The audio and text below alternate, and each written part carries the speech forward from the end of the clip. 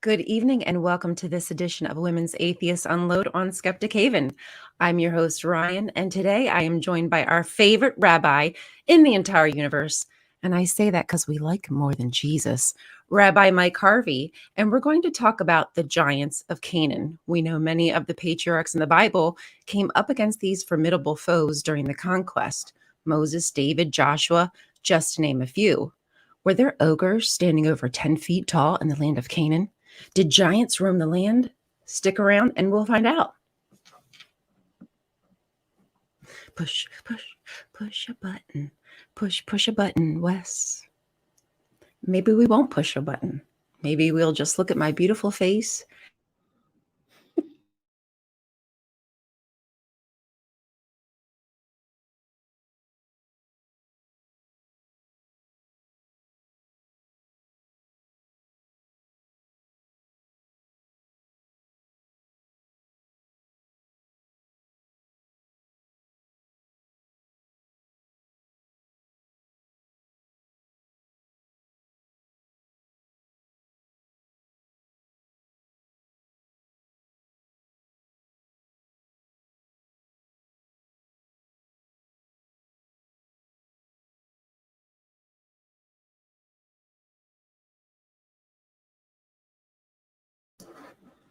Well, hello there. Thank you for joining me, Mike. Hello, my friend. Hello. It is always a pleasure to have you here. And I wanted to ask you, because I think it's on topic. Your nickname is Big Mike. You're not a Nephilim, are you? No, not as far as I know, but maybe that'll be something to add to the profile. Right after this talk, maybe that will be That's something. Right. We'll see. So, also, Nephilim. Yeah. Yes, right. I mean, it kind of all ties in. But I think my first question that I want to ask you is, do you think, or what is it you think the Bible writers were smoking when they wrote these stories? Do you think they were on anything, or is this just...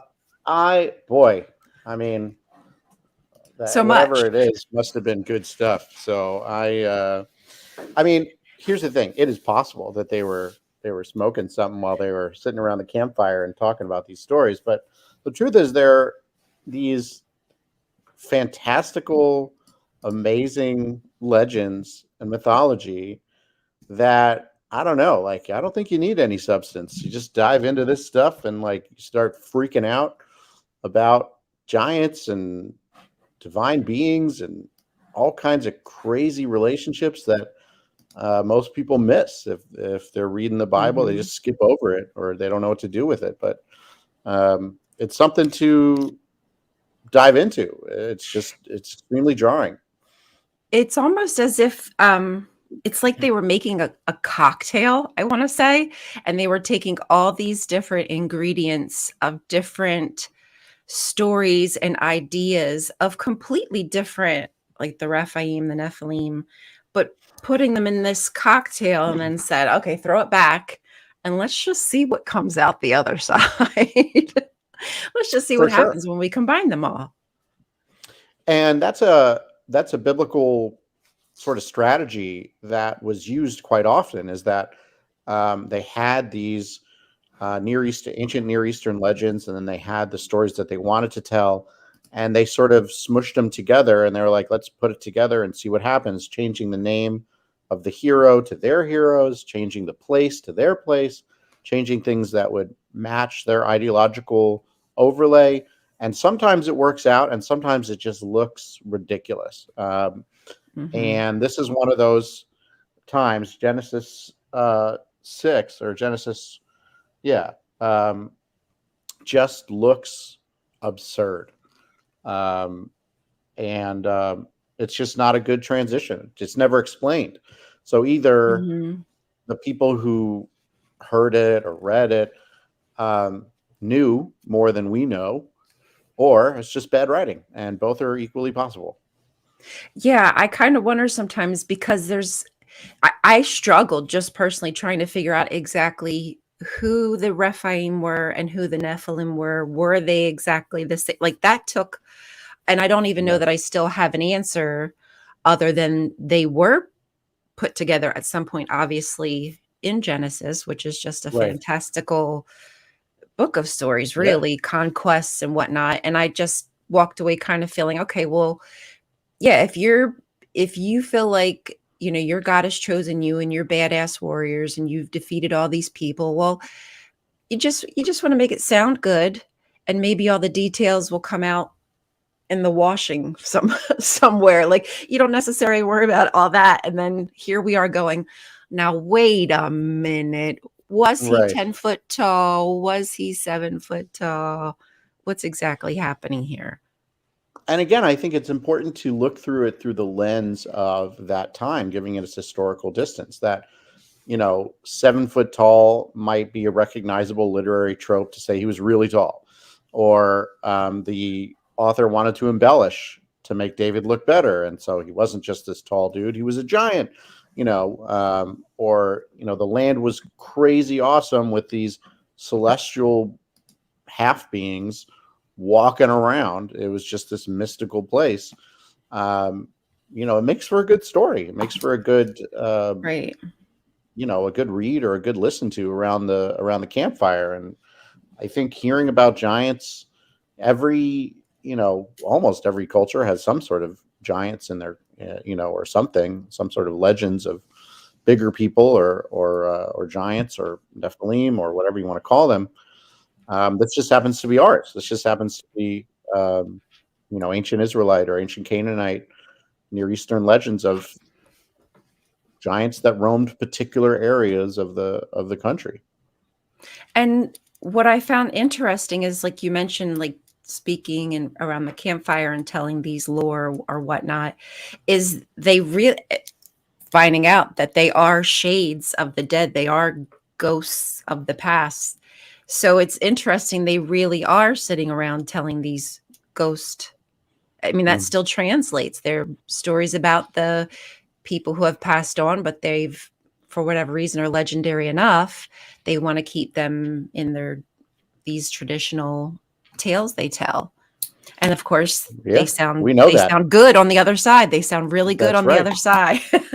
We know Because, that. Every well, culture knows that. Yeah. right. These are the heroes, or these are the stories that, kept people, entertained and also thinking about your own people. Right. I mean, God only knows who Noah was originally, right, in that story, but they had their own Noah story that they wanted, and they mixed a bunch together, and they had this little fragment in Genesis 6, and they were like, all right, let's just add that, sprinkle that in, and then we can talk about destroying the world. It's like anything else with the Leviathan when it's mentioned, when, all kinds of other crazy stuff is mentioned. There are these little hints of this sort of mystical world that our biblical friends lived in. And, in the age of conspiracy theories and lizard people and all kinds of other stuff. I mean, is It's it not so far-fetched. unbelievable that No. people believe that you go over there and there's a whole thing of no? I mean, Right. someone And said that with tinfoil on their head, and then it got written down. right. And it seems as though it's not just from Ugarit, not just from Canaan. This is Egyptian, Mesopotamian, I think Sure. Greek. I was trying to find like every extent piece. Right. Yeah, Yeah. right. Everything that I could find on these particular kind of stories.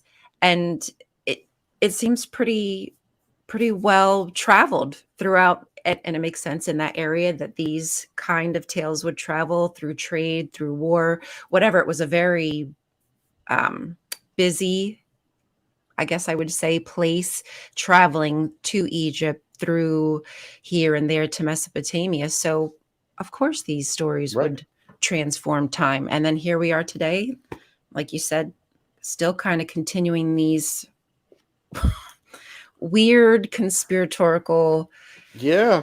theories with no Stories. backing, no evidence, but Right. just because a guy said it, Guy said so. Yeah. guy said so, Guy and wrote it that's down. You it. know. So you talked about also other, uh, other places where this myths are there. Um, there's a scholar named E.A. Spicer who proposes that Greek and Semitic stories have a common source in what's called the Hittite traditions of Asia Minor. So it's possible that the idea of giants, Nephilim, originate from the Hittite tradition. And Hittites were one of these, ancient civilizations with the Amorites and Canaanites and Israelites. And so, of course, they got borrowed and pulled in, and there was, all this other stuff. But it reached far, right? Even into the Greek culture.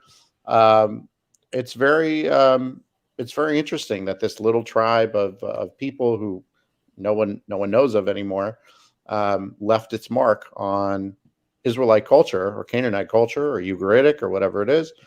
And now the idea of the Nephilim, the idea of giants is, commonplace. It's in the canon.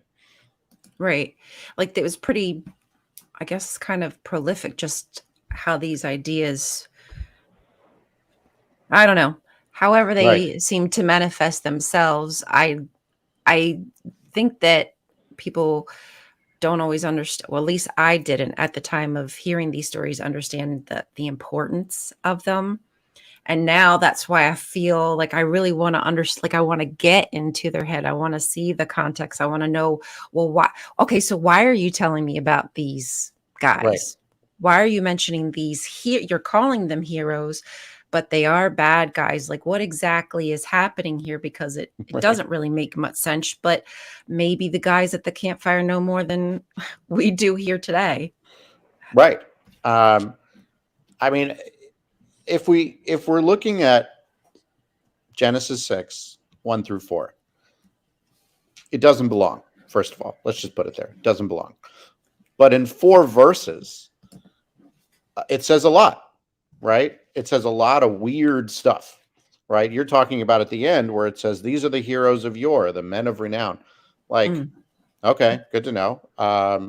Makes sense that these divine beings or whatever it was, had sex with human women, and a hero came out. It's very Herculean, and but there's other weird stuff in there. I mean, and the Lord said, my breath shall not abide in the human forever, but he is but flesh. Let his days be 120 years. The Nephilim were there on earth. Like, what kind of transition is that? I don't know what she's talking about. And then he moves on, right? The author moves on and says, let's see. So these are the heroes of yore, the men of renown. 5. And God saw the evil of the human creature was great on earth. You're like, okay, well, let's talk about this now. It's very, verse 4, someone wanted to put an end for some reason. And so, like you were saying, what is the point that they're trying to make here, and why put it here? There's other places to put it, right? In the creation story, you could have put it in Genesis 2 when they get banned from Eden and they encounter these things, whatever. You could put it in the conquest, like we see the giants in Numbers. Why here? Why before God destroys everything? And does that include these people, the Nephilim, or do they survive the flood? Now we have to start thinking about all that stuff. Yeah, because I heard that there's even lore that Nephilim hung on the back of the ark. I don't know if that's in any kind of Jewish literature or if that's just something that... That's amazing. I love that. I mean, there's nothing more Jewish than like hanging on the side of a pool, like, I don't want to swim. That totally tracks. I get that. Yeah. Hanging on the side of the ark and like, don't bother us. We're just these giant celestial beings that are just hanging out while the 2 mosquitoes are, Can't see me there. I mean, it's just the birds trying to find a place to land. Like, what the hell's happened? Just like, see who are this these fox things and that a are guy hanging off the boat? And then what happens when they land? What happened? Like, they were just like, see you, thanks for the ride. And then they went somewhere else. Didn't mention them. ridiculous. So yeah, I think that again, if you think about what is the text interacting with, and I think that the flood epic dates back to Gilgamesh or Atrahasis, all these other flood epics that occurred way before. And so, I think looking in there and looking about giants and mythical beings and, the divine council and all that sort of stuff, that might be sort of a remnant here of what we're looking at, is that when the Noah story is written, you see obvious parallels to Gilgamesh and Atrahasis, and maybe they didn't know what to do with it, but there's mystical divine giants. And I mean, what bothers me the most when the Torah does this is it sets you up for a story that we don't get to read, right? You would think that after verse 4, you get the story of a hero. Right. And there's this awesome hero who was born of, whatever, like that sounds like an awesome story. The same thing happens when Jacob falls asleep and he sees the stairway with gods walking up and down it. And then it's just like, I woke up. No, that was a story. Like that was like a Jack and the Beanstalk story or something where whoever it was climbed up the celestial stairway, interacted with divine beings, but we miss it because it didn't fit with their particular editing and whatever it is. But I hate it when the authors and the editors do that, because these would be where this Near Eastern legends would be. There probably was at least one, a Near Eastern legend about a hero of yore, a man of renown who was the son of a giant and a woman, and we don't get to see it. Right. Which, and if people don't know in the audience, supposedly from what I've read, Gilgamesh is supposed to be one of the Rephaim. So he's one of these heroes that we obviously still have records of and stories of his fantastical journey, trying to find everlasting life, finding the man. He wants to find the man who survived the flood, I believe, Utnapishtim, and and find the tree or the plant of life. And unfortunately, he never gets to partake of it. Very sad. But yeah, you'd kind of think that you'd have that story placed with a hero, or maybe even why wasn't Noah considered one of those heroes? But it was put into this negative space, and I guess that is because, like you said, in the context of it, they're working against these other fantastical hero stories of the people they're trying to rock their socks. They're trying to conquest them, so they've got to compete. And then we have to think about, when was it written, right? The Bible's not written in order, right? Genesis 1 is a very late text, Genesis 6, So Genesis 6 could have been written at a time for some reason that they wanted to, as you said, knock the socks off some other people. Why were they mentioning this? Like, again, when we're not in that cultural repertoire, we just don't get it, right? And I keep, reminding people that 1,000 years from now, there's going to be someone trying to watch a TV show, and there's going to be a non sequitur or a cutaway or something. And we're like, what the hell does that have to? They're not going to get it because they don't get our humor. They don't get our understanding of the world at the time. And so that's what we have to do, is try to get into the mind and be like, okay, this was a weird little cutaway. Why was it there? It made sense to the reader at the time.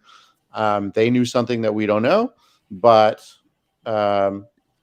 now we're sort of lost. And so it's the people who think they know and are just like, no, this makes sense, or whatever it is, that are sort of missing the point. We don't know. We can theorize, but we don't know what it's supposed to mean. Well, whatever the case, if we took the Bible and believed what they're telling us about the inhabitants of Canaan, then we would believe that there is valleys of these like there is a valley named after these giants. They're all over the place. They're known by all different kinds of names. So I'm assuming that whoever's creating the conquest, whoever these people are, because I'm sure it's more than just one, who have these ideas, are pitting themselves, I would say, up against who they would see their equals, and just playing a fair game of you know, a little braggadocious. I'm the better guy. I'm the smarter. Yeah, My God's the best God. So if I win, that means that my God's better than your God, and I'm right. chosen by my God, because it all kind of plays in with, is your God the right God or the strong God or whatnot. So it is kind of like this little, well, I'm going to brag about my God. This is Right. about me being chosen and I'm special. And, my God can kick your God's butt is basically how the ancient Near East was set up. I mean, that was monolatry. You acknowledged that there was multiple gods and ours was just ours. It was, the idea of monotheism is a very late idea, as you know. Um, and so before that, we have polytheism and monolatry and all these sort of things.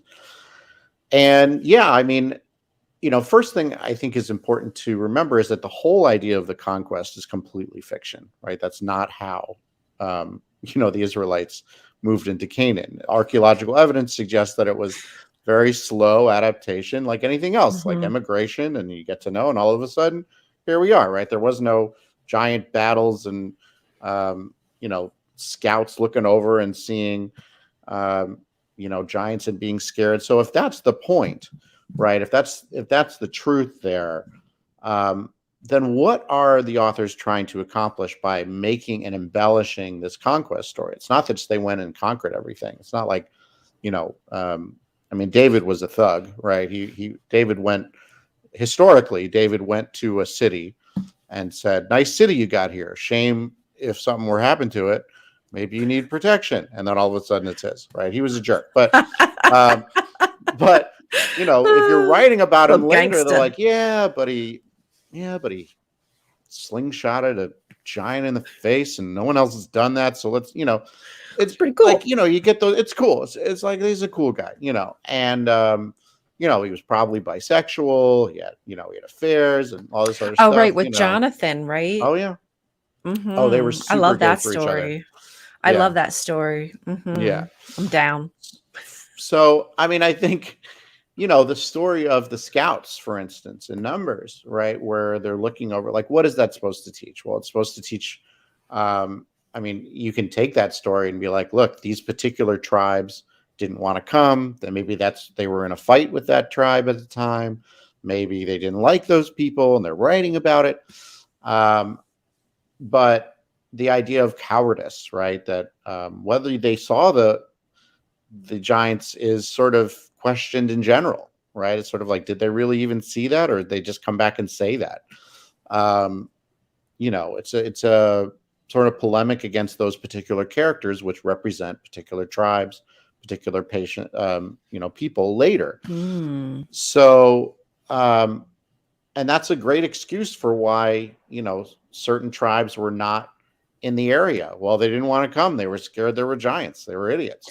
I was wondering why it seemed like Moses was losing his shit when, like, they were like, "Oh, we look like grasshoppers in their eyes." He was like, "Motherfucker, if you fuck this up for me, I swear to God, I'm gonna take this cane. I'm gonna take this cane I got."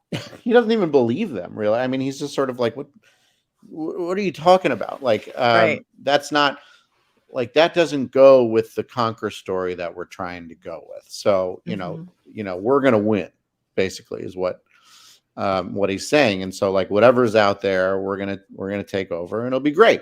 So you guys, there's something wrong with you guys, and it shows this anger towards these other tribes and these leaders who eventually don't come or split or whatever. And so in politics that's happening with the tribes of the time, when you're writing about your origin story and you don't like your neighbor, the guy who represents your neighbor is, he's a coward who thought he saw giants. And the other one was like, no, there isn't, or we can do it, whatever. And you're like, hooray, Caleb. And that's how it goes.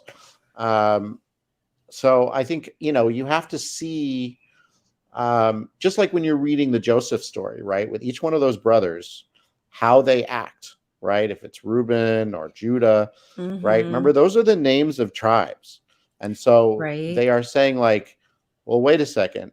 It's a bad thing that they threw Joseph into the pit, but this guy didn't want to. That's the author saying we weren't that bad. Let's, we were Right. trying to do, you know what I mean? Like you just have to read Right. between the lines of like who's trying to get you to read what, and the Nephilim is a great example too of that, of like who's the cowards who thinks we look like grasshoppers because he has no depth perception, this Mm-hmm. guy, and we don't like that guy, and that tribe sucks. That's why that tribe sucks. It's an easy, lesson to your kid. This is why we don't hang out with the tribe of Benjamin. They're dicks, or whatever. Yeah. It just So makes me wonder, like, what else was ever written, like similar stuff from maybe the tribe of Reuben that we just would right. never. It just makes my heart go, oh, I just want to know, what did they all think? What were they all I know. going through? How were We've they? lost so much.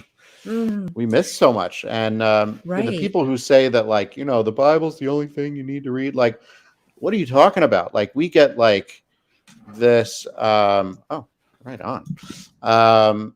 We get snapshots of legends and tales and heroes and villains and ghosts and witches and all kinds of Oh, other yeah. crazy stuff. Sorcery. Exactly. People rising from the dead and like awesome stuff. And then everyone's just like, no, let's just focus on Moses and Jesus, and you're like, what the hell are you doing? Like, you're missing the best part Right. of, This is interesting you know, stuff. yeah. So, I mean, that's really this is one of those passages where I'm just like, you could talk about one verse, Genesis 6:4, be like, what the hell were they trying to do? Especially when they're Story. taking. And why did it get cut off? What was so Yeah. bad about it? Yeah. What was the issue? Why were these people known Right. as heroes, and now there's a pejorative kind of tale about them? Like Right. what was happening? Something I changed need between to know. one story and the other story, of the view of the Nephilim, and then there's all these other tales about them and then what happened to them. And depending who you ask, right? Are they good people? Are they bad people? Did they become bad people? Were they good people? That to me should be the story, right? We should see the transition of the Nephilim and their relationship to the peoples of the land of Canaan, whoever's living there. But we don't get to see it because the authors and the editors aren't interested in that. They're interested in the covenant and Abraham, Isaac, and Jacob, and off they go. Right. So we are at the mercy of the interest of these redactors. And it's frustrating. It's frustrating. Yeah. Right. And who knows what has been removed that might have made sense to us, but to them it was like, oh, that's a little detail that's going to make things not look so good for us, so we've got to remove it. But when they threw in the Beni Ha-Elohim, and I don't even know that I'm saying that right, but when they throw in this divine council or these gods, now this is, if anyone in the audience, if you haven't heard me rattle on about the Beni Ha-Elohim or the angels, whatever it is you want to consider them, who have now been lumped in with this other group, it just makes me go, now I mean, I kind of know why, but obviously I'd like to know your reason. Okay, so now why are they taking gods and trying to make gods look bad? Why are they doing that? What would be the purpose? Well, you have to remember that the idea of B'nai Elohim, or B'nai Elohim, or just Elohim in general, originally meant plural, right? The divine council, multiple gods. Eventually, the monotheistic school was able to squish that down into angelic beings or, something else, or a plurality of God or whatever it is. But the B'nai Elohim, or B'nai Elohim, literally means like gods, right? B'nai could be sons, but it could also be people of, right? So just these were members of the godly council or whatever it is. And we see this a bunch of times, right? We see it in Job 1:6, Right. talking about the divine beings presented I love themselves Job. before God. Yeah, absolutely. Job's badass, right? It's a shit story, but it's a good story. Right, exactly. I mean, the guy read, Interesting details. the author read Deuteronomy and was like, no, bad shit happens. And it's not because I did anything wrong. Yeah. That was awesome that he wrote that. And the fact that it's in the canon next to Proverbs and next, a few Right. chapters away from The Deuteronomy opposite. is absurd. Yeah. Mhm. But it starts, it talks about there's a bunch of divine beings that are hanging around God, and one of them is the adversary, and then in Psalm 82, right? My favorite Psalm, right? God stands in the, this is Yahweh's ascension, right? To King of the Gods or whatever it is. Oh yeah. And so, so there's all these things. And then so I've got a little something I want to add here. There's the Genesis Apocrypha. Yeah, please do. These are Aramaic writings that were found in the Dead Sea Scrolls. So one of them is the Book of Jubilees, which people may have heard of from Apocrypha, but it's written between 3rd century BCE and 1st century CE. So we're talking about, 3 centuries before year 0 and maybe into a little bit of the Jesus time. And they have this discussion on Nephilim, right? And it goes like this. It says, "And against the angels whom God had sent upon the earth, God was exceedingly angry. And God gave commandment to root them out of all their dominion. And God bade us to isolate them in the depths of the earth. And behold, they are bound in the midst of them, and they are isolated. And against the children went forth a command from before God's face that they should be smitten with the sword and be removed from under heaven. And God said, My spirit shall not always abide on man, for they are also flesh, and their days shall be 120 years," which we read also in Genesis 6. Genesis, right. And God sent a sword into their midst that each should slay his neighbor. And they began to slay each other until they all fell by the sword and were destroyed from the earth. So, awesome story, by the way. Right? But there's this, great, heartwarming. Yeah. But Very. there's a myth that some people believed that Nephilim descended into the earth because they were not welcome on earth, right? And God got in there and said, kill each other. And that's what happened to them. Okay. So that's rough. So that's rough, but like, what a way to get rid of them, right? There's, someone had an answer to this question of what the heck happened to the Nephilim. We're not the first people to ask that. And someone said, well, I wrote this thing called Book of Jubilees. It's a pretty good book. And here's what happened. And so that either shows us that at least one person believed that, a bunch of people heard it, and it was part of that theology. There is that if you wanted to know what happened to Jubilees, well, you can read or what happened to Nephilim, read this book. And that gives an example. They're not here anymore because blank. Right, just like Psalm 82. If you want to know what happened to the rest of the gods, why there's only one God, it's because Yahweh killed them all. I have to say that's some good writing. It is. That's some good writing. Like when he's standing there and he's like, "You are God." I don't know what he said. "You are God's son of the Most High, but you will fall like men." Something to that extent.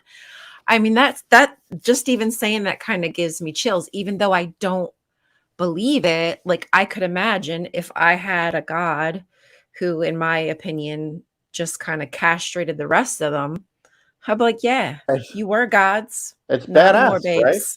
Yeah, that's badass. It's badass, right? And the one thing that I was just recently watching from the Marvel universe, the Thanos movies, right, with Infinity Stone and stuff. And there's this great scene where one of Thanos's guys is fighting one of the Avengers, and he says something like almost verbatim to that from Psalm 82. He goes, "You God, but you're going to die like any man." He says that, and like only a super nerd would be like, "Holy crap, the MCU is quoting Psalm 82. That's amazing." I So don't even think I got that. Well, yeah, damn it. I like those movies, but I don't geek out as much as like my hubs and stuff does. But now I'm gonna have to right, rewatch for that because it's literally almost just what I what I just said. No, that was a good comment. right, Yeah, the Giants will be a yeah, giant. They were a giant problem at one point until they just wrote that they weren't a problem. right. There's different routes to deal with problematic texts and through interpretation. Um, and saying this is the answer. I mean, the rabbis had a problem with Elohim being plural, and they said, well, it's God speaking in the royal we, or it's God speaking to the angels, or God, like there's Hmm. an explanation for everything so that you don't ask the questions. But um, just because they say that, doesn't, you just don't take their word for it. You got to dig yourself, Right.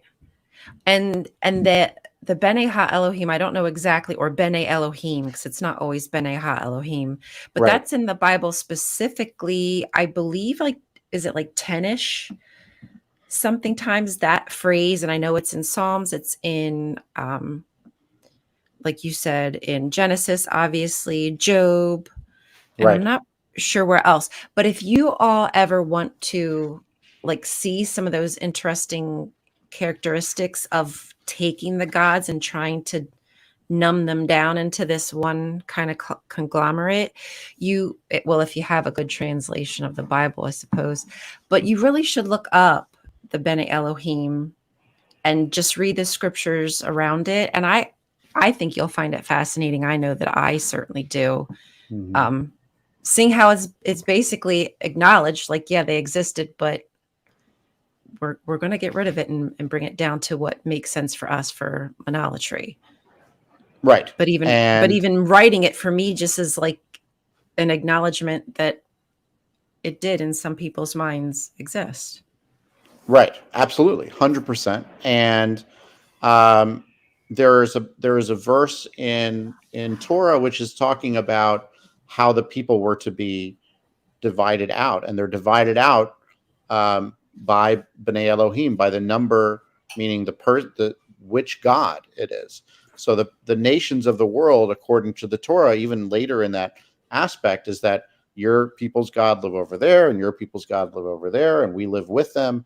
And again, it's this acknowledgement of monolatry, that Bnei Elohim aren't just Jewish or Israelite, right? The Bnei Elohim is a group of um, multiple gods in the Near East, and they're Hittite and Amorite and Canaanite and Mesopotamian and Egyptian, and whatever it is, and that's who these people are. And and that comes out a lot more in Dead Sea Scrolls, than Torah, but yeah, I think it's important to remember that it wasn't just these characters, but people surrounded themselves, and that's how their tribe was built, right? Based on this God and the power of that God. And Hmm. if your God gets beaten, or the victor writes that your God gets beaten, well, we see what happens, right? Yeah, they kind of just fade into They do, nothingness. into Um, obscurity. That's right. Oh, Yeah. so J-Dub no more. What I was saying is, so the actual, here, I'm just going to type it out. And I have done some videos on it, but we can always, of course, Rabbi Mike and I do more on the Bene Ha Elohim. Mhm. But this is acknowledged in the Bible. A group of gods at one point stood beside El. They were El's buddies, but then as Yahweh kind of took El's position, then Yahweh would be the high god, but Yahweh was at one point considered one of these Bene Ha Elohim, one of the sons of El. So I hope I explained that right. Basically, it's just sons of El. Yahweh was one Mhm. of them, but at Right. some point, Yahweh assumes that position of authority, and El gets just now he's just a name of a generic name for Correct. God. almost forgot that he was somebody who was important, a god who was important. Right. It was transitioned into that, right? All of that was encompassed. But in the original divine family, right, you have El or Elyon, and then you've got Yahweh and Baal, who are brothers, right? And then you've got Asherah, the Yahweh's girlfriend, and all this other stuff. She was getting around. She had a few. Heck yeah, she was important. So yeah, I mean, and then eventually it all just gets smushed together. And there's verses in Torah that are just like, if you read them the right way, they're talking about multiple gods, but you're just like, no, it's Elyon, that means the most high, and El Shaddai means this, even though Shaddod was the thunder god, and all these other like things. But we've been so sort of integrated with the strength of the monotheistic school that you automatically go to, no, these are just other names for the same God. Why would that be the thing that we assume? That's absurd, right? If you see multiple names and characters, your first assumption would not be they're multiple names for the same guy. They're different people, right? That's a pretty, so imagine the strength of the monotheistic school to be able to push through that. And it ultimately won out. And the fact that people will argue that Elohim is a name of God and Yahweh is the name of the same God, and El Shaddai and Elyon, they're all talking about the same God. Yeah. It's absurd. Yeah, that's pretty much what I remember learning as a Jehovah's Witness, that they were all basically just names for Yahweh. And you believe it because you don't know any different until you start breaking down everything and reading it on its own, especially without the help of some dude's books that that's right. has no education on the subject. Right. You know what I would really like to talk about? I don't know much about that religion. Do you know anything about Islam? that?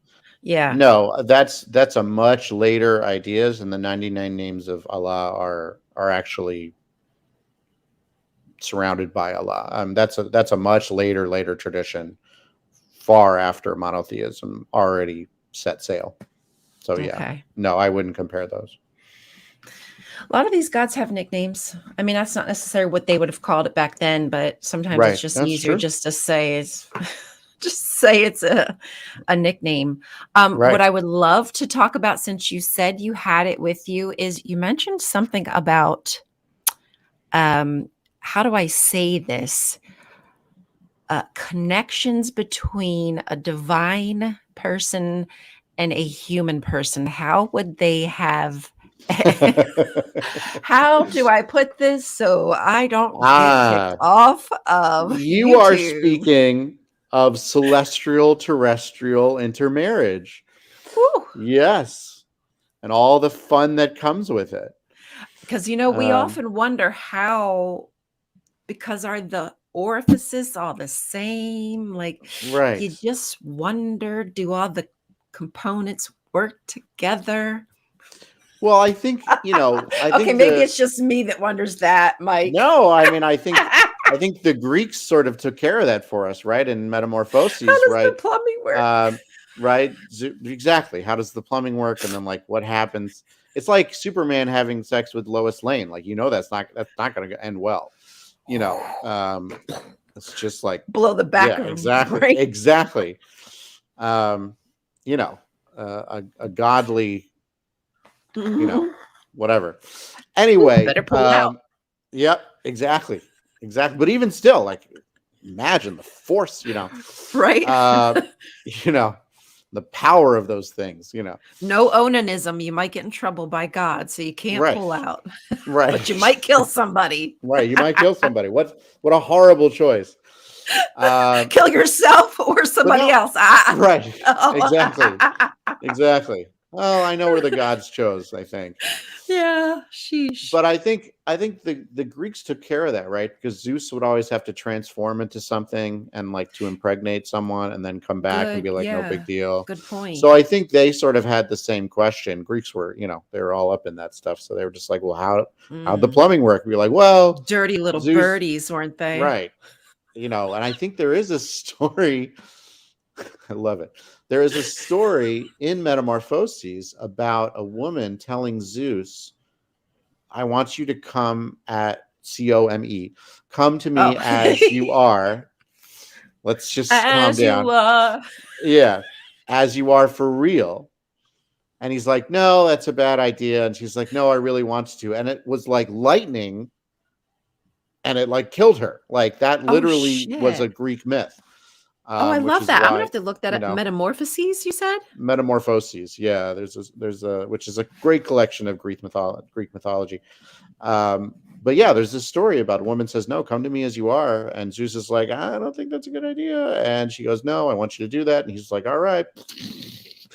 And that was the end of her. So That was that. that was that. Ooh, that was a Yeah. good one. But Ooh, yeah, incubus and go ahead. succubus demons. No, I'm sorry. Dandy just said incubus and succubus, and I love incubus and succubus Tell demons. me about those, because those are not anywhere near the Jewish tradition at all. All I know is I don't know much about them. The only thing that I know is supposedly one's a female, one's a male, and they have sex with you at night. And I think that Jehovah's Witnesses seem to think that it's real, like it really happens, that like having sexual dreams can relate to an angel or demon trying to have sex with you. Sorry, I didn't mean to derail, but Purity culture. Right. I mean, I'm like let them anything have to at get it. you I'm guys sleeping. It's fine. right? Anything to stop people from having sex. They'll be like, there's demons involved. Be like, dude, just relax. Like never mind. Don't Sorry, even the touch monks me. were not getting laid, but like, don't punish us for it. Right. Oof. Yeah, I know nothing about that, but it's awesome. Wow, I'd like to a learn nightmare more. induced by a demon. Awesome. Love that stuff. Right? Like that is I mean, like foreign. And I'm just like, that sounds awesome and terrible to like, at the you same grow time, up in a house and you're just like, all right, don't do that. Or succubus is going to get you. And be like, suck you, whatever. suck you what? So Especially right. when you have like the sleep paralysis and you Right. think like it could really be like it really could be happening. I can't move. Oh I'm my stuck God. here like Right. half awake, half asleep. This Right. demon's boning me. He didn't even take me out to Exactly. dinner. The fuck? Which, by the way, angels, according to particular Western thought, don't have reproductive organs. So, and they're not allowed to do anything. They don't have free will. They're only allowed to do certain particular things, right? So, I don't know about demons. If Lucifer or whatever the comet gave them penises or whatever, but like that's not how it was. I don't know. Some radiation or something happened. Something. I mean, good on you, Yeah. but like that's not one we know. But doesn't it make you wonder, like, why were they thinking that these divine beings? I mean, because even demons technically are angels. Right. Like, They're so right. they're the same. They should be the same. I don't know why that would make anything any different. And I believe Right. some people still believe Satan is like one of the most beautiful angels. Anyway, whatever it is. Sure. Great. Sure, if that makes you feel happy. If that makes But you happy, whatever. why would you assume that they have penises? And why not Right. vaginas? But like, why Right. aren't we Well, it's a assuming that? patriarchal world, right? I mean, religion Yeah. was a patriarchal world, so obviously, like the best of the best are going to be men. But yeah, what a bummer. But a couple of your peeps here are mentioning Lilith, right? The first demon. Yeah, Lilith. She's who got a bad rap. The truth is the midrashic story about Lilith is that she was created before Eve, and didn't want to do everything that Adam wanted to do, like didn't want to be bossed around. And so she climbed up the wall of the garden and escaped.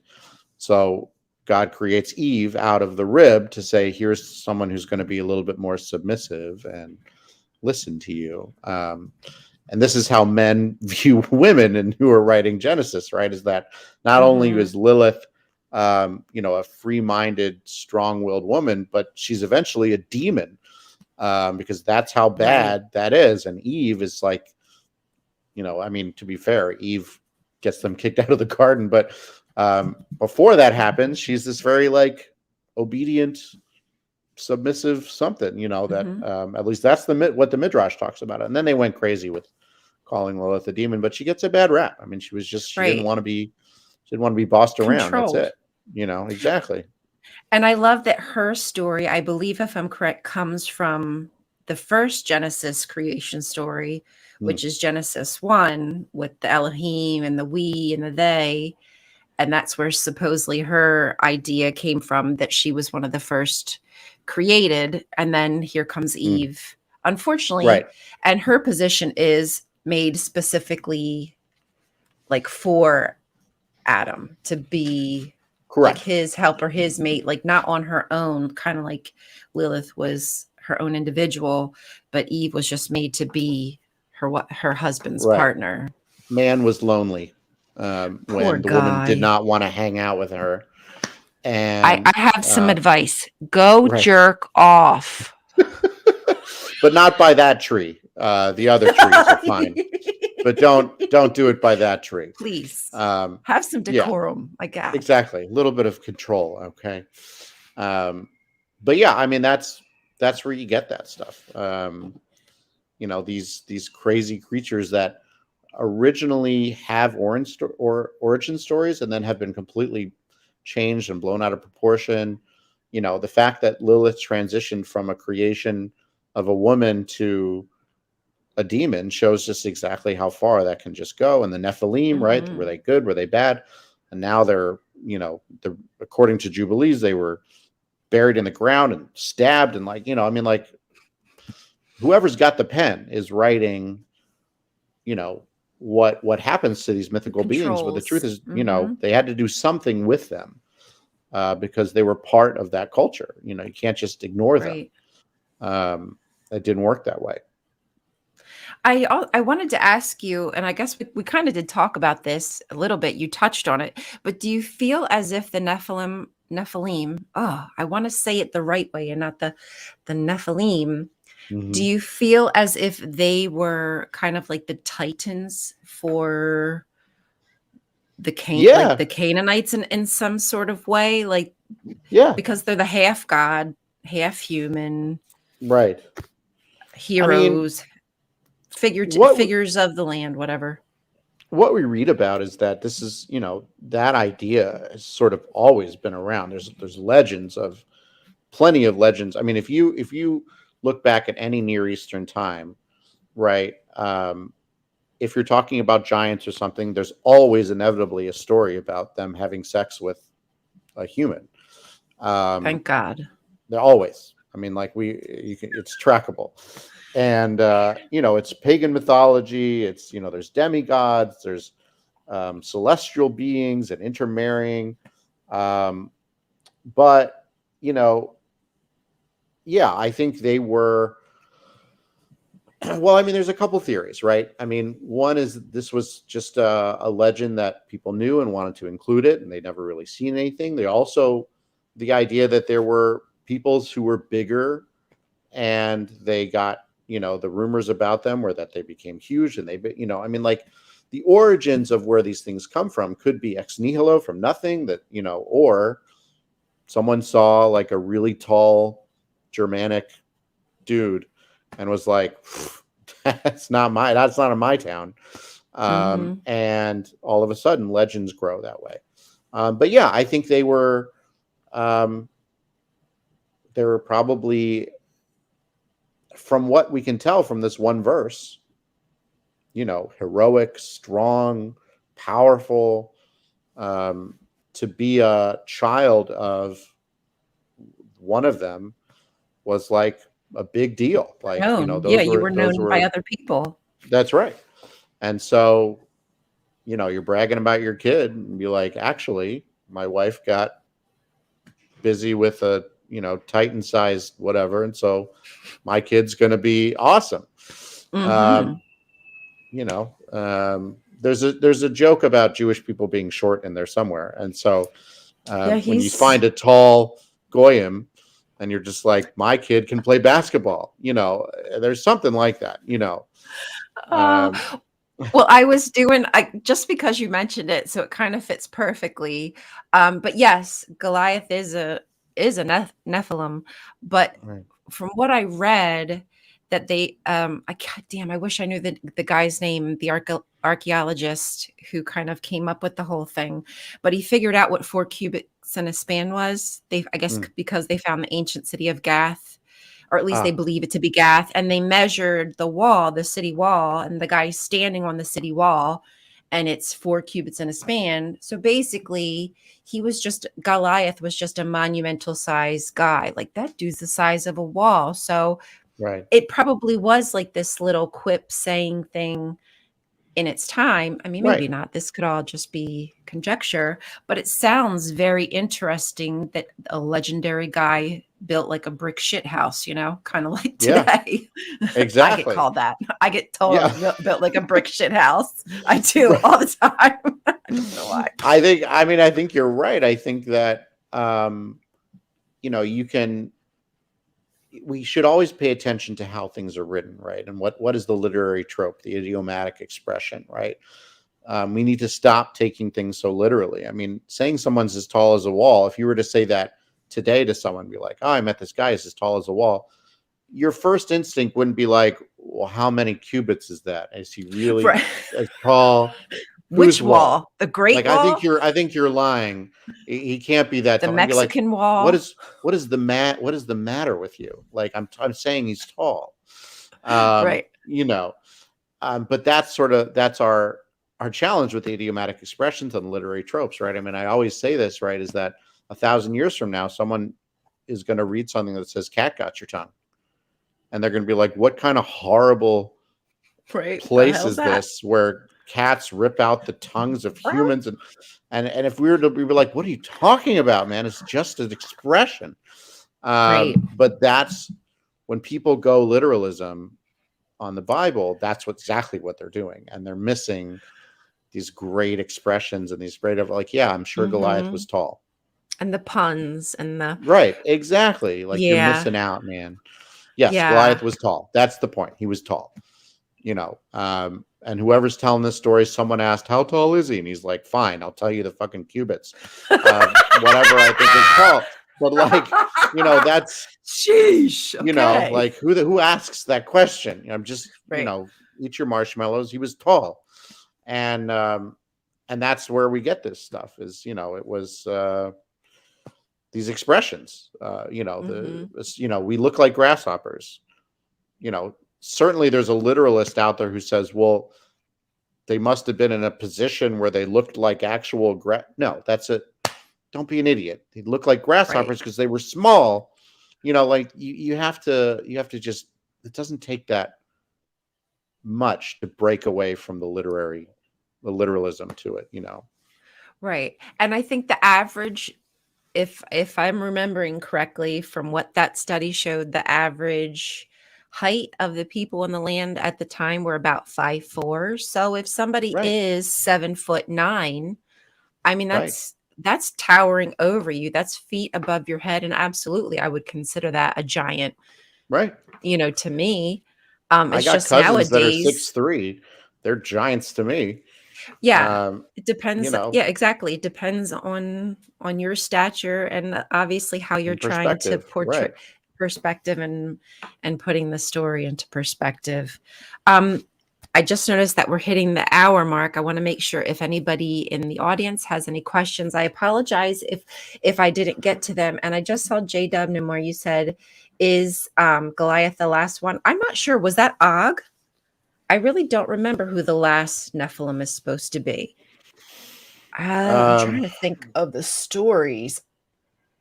Was it Og of Bashan? I really do not know. That's a great question. I might have to get back to you on that one.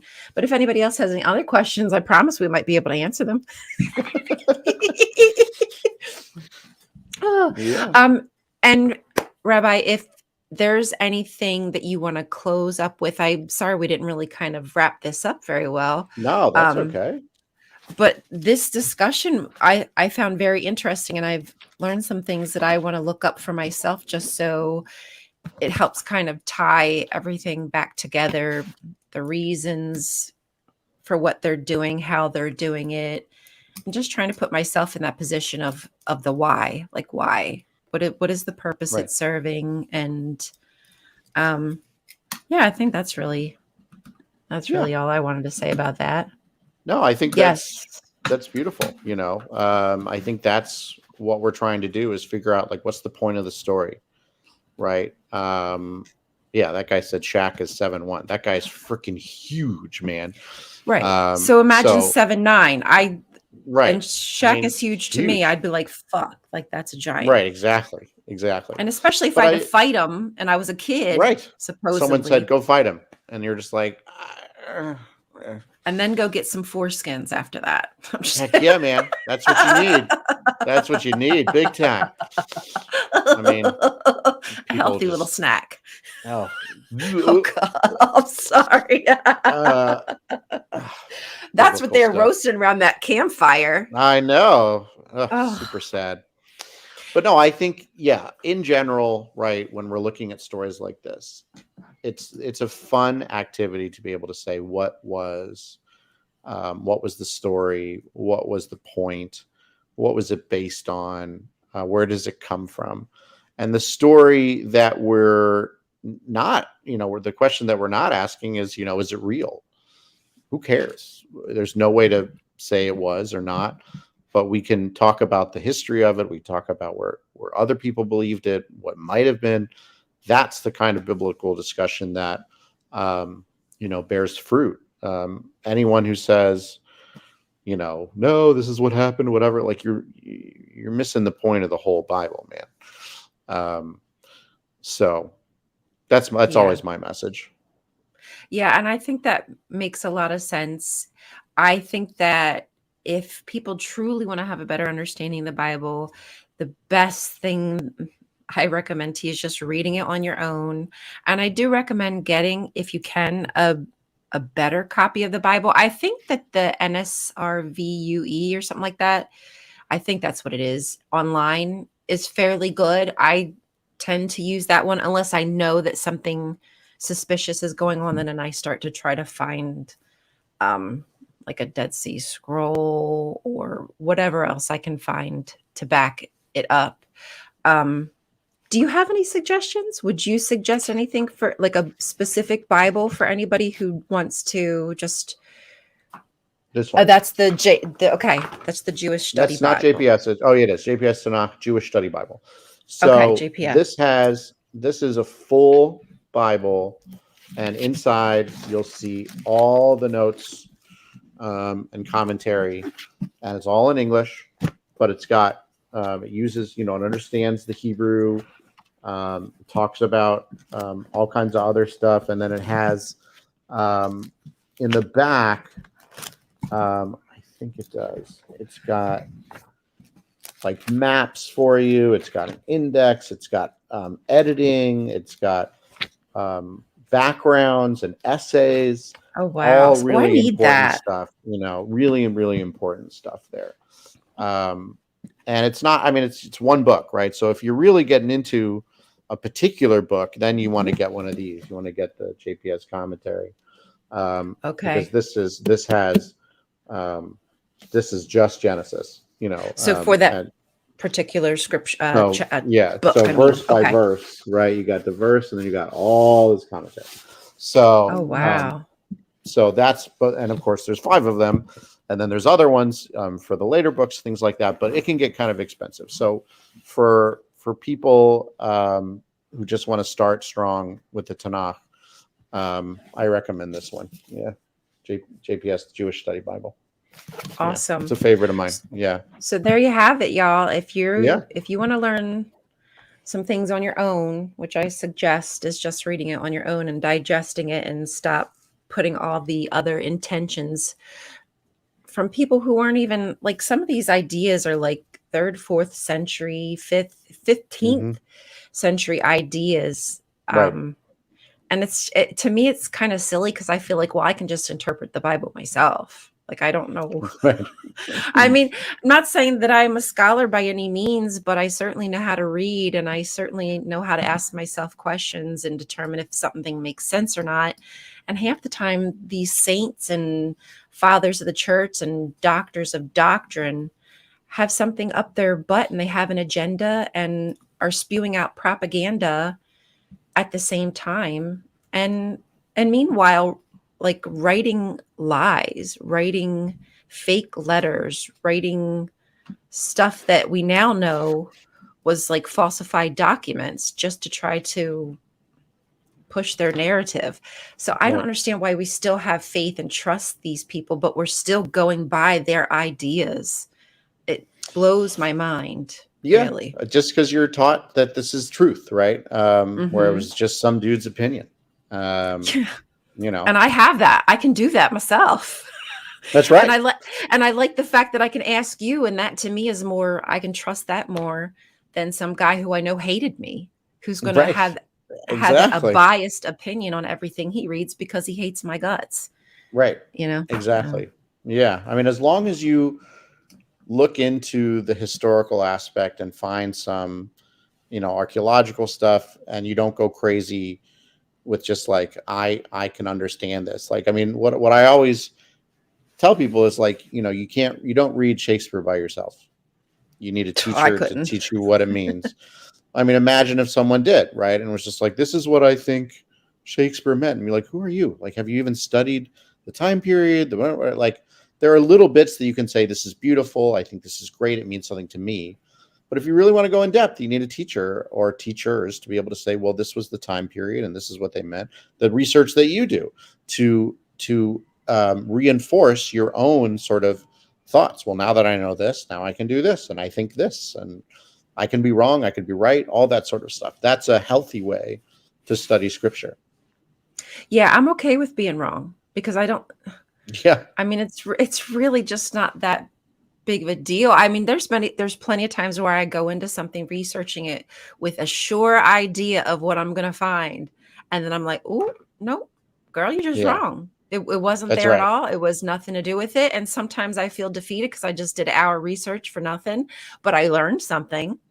I might not have got what I wanted, but I learned something. And ultimately, I think the goal is just to be more literate when it comes to talking about the Bible, because it seems like it's going to be part of our lives. We're going to have to deal with these people spouting off A the little weird bit. ass rhetoric. So at least I'm better A little at bit. equipped to fight it. I hope. Somebody quickly just asked the name of the Jewish God. And then And they're talking Hamesh. about it. No. Yeah, I'm not What sure. they're trying to say is Hashem, which is not one of his names. Oh, But I think this is a great time to plug our next conversation. yes. Okay. You all. So next week on what day is it? The Thursday? It's I already Thursday, the 26th. Thursday, the 26th, Rabbi Mike and I are going to be talking specifically about the ineffable name, Yahweh and beyond, because I know that I have a lot of friends who are Jehovah's Witnesses, and we've always just assumed that we had the best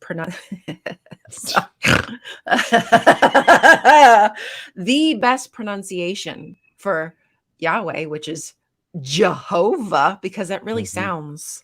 that sounds exactly Oh, yeah, like a definitely right. Hebrew Yeah. name. But we're going to go over it and dive into what is the name, what does it stand for, everything behind it. Bring your questions, because it's going to blow your mind what really transpired there between Moses and Yahweh with the name. I think there's some things that people don't know about it. I think we're going to make it clear. There's a lot of people don't know So, about it. Yeah. So tune right. in then. Same bad time, same bad Yes. So channel. tune in then.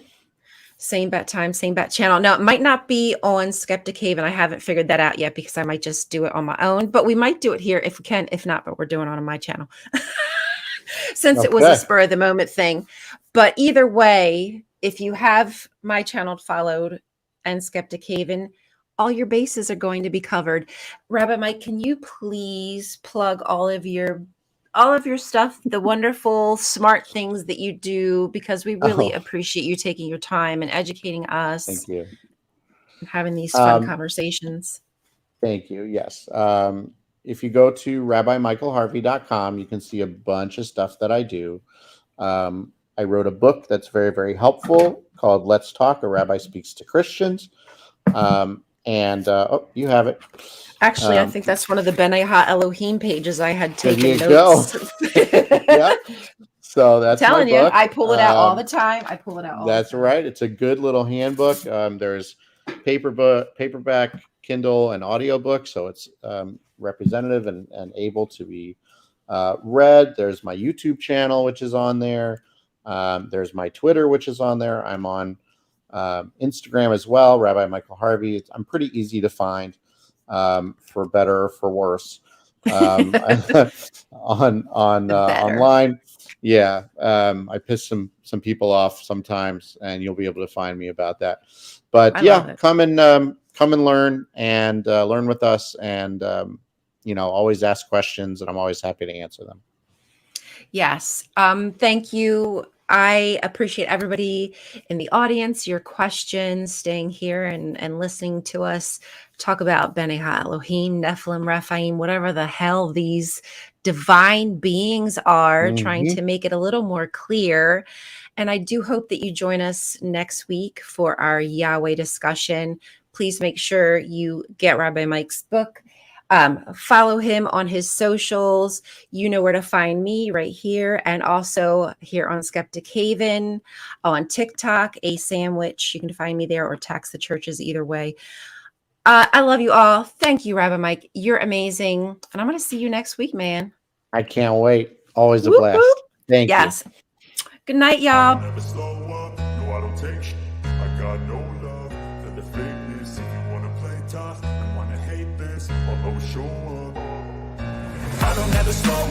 no I don't take shit. I got no love for the fakeness. If you wanna play tough and wanna hate this, I'll always show up and make a statement. I don't ever slow up, no I don't take shit. I got no love for the fakeness. If you wanna play tough and wanna hate this, I'll always show up and make a statement. Everything I do so instinctive and so passionate. Every word I move so descriptive like an adjective. I got a vendetta against people who patented being negative when you should be getting after it. I got facts over tracks, this and that. Spitting slow, spitting fast. I could roast, I could gas. Think I'm okay at last, but I don't know if that can erase all the past. And the pettiness, a reflection of the emptiness. Hilarious, you think